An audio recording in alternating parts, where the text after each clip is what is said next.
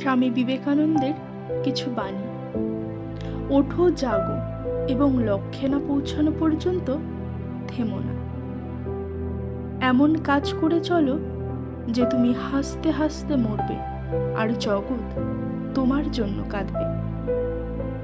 আমি বিশ্বাস করি যে কেউ কিছু পাওয়ার উপযুক্ত হলে জগতের কোনো শক্তিই তাকে বঞ্চিত করতে পারে না। যখন আমাদের মধ্যে অহংকার থাকে না, তখনই আমরা সব থেকে ভালো কাজ করতে পারি, অপরকে আমাদের ভাবে সবচেয়ে বেশি অভিভূত করতে পারি। মনের মতো কাজ পেলে অতি মূর্খও করতে পারে। যে সকল কাজকেই মনের মতো করে নিতে পারে সেই বুদ্ধিমান।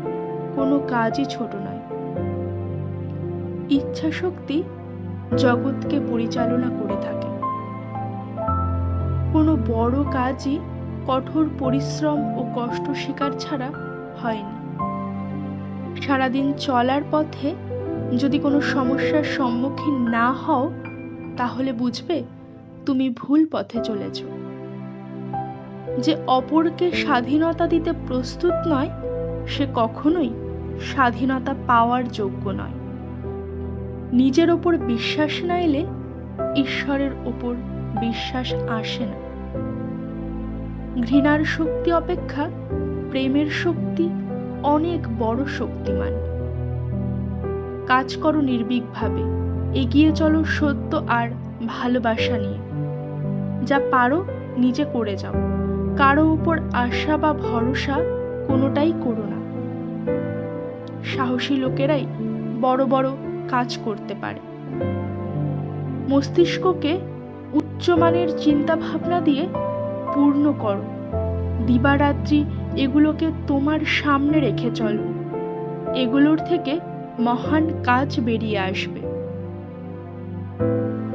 যেরকম বীজ আমরা বুনি, সেই রকম ফসল আমরা পাই। আমরা আমাদের ভাগ্য তৈরি করি। তার জন্য কাউকে দোষারোপ করার কিছুই নেই, কাউকে প্রশংসা করারও কিছুই নেই। আমাদের জাতের কোনো ভরসা নেই। কোনো একটা স্বাধীন চিন্তা কাহারও মাথায় আসে না। এই ছেঁড়া কাঁথা নিয়ে টানাটানি। পুরুষরা মেয়েদের ভাগ্য গঠনের ভার গ্রহণ করাতেই নারী জাতির যত কিছু অনিষ্ট হয়েছে।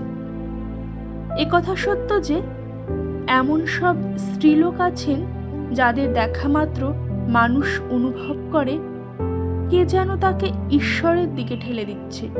কিন্তু আবার এমন স্ত্রীলোকও আছে যারা নরকের দিকে টেনে নিয়ে যায়। উঁচুতে উঠতে হলে তোমার ভেতরের অহংকারকে বাইরে টেনে বের করে আনো এবং হালকা হও, কারণ তারাই উপরে উঠতে পারে যারা হালকা হয়।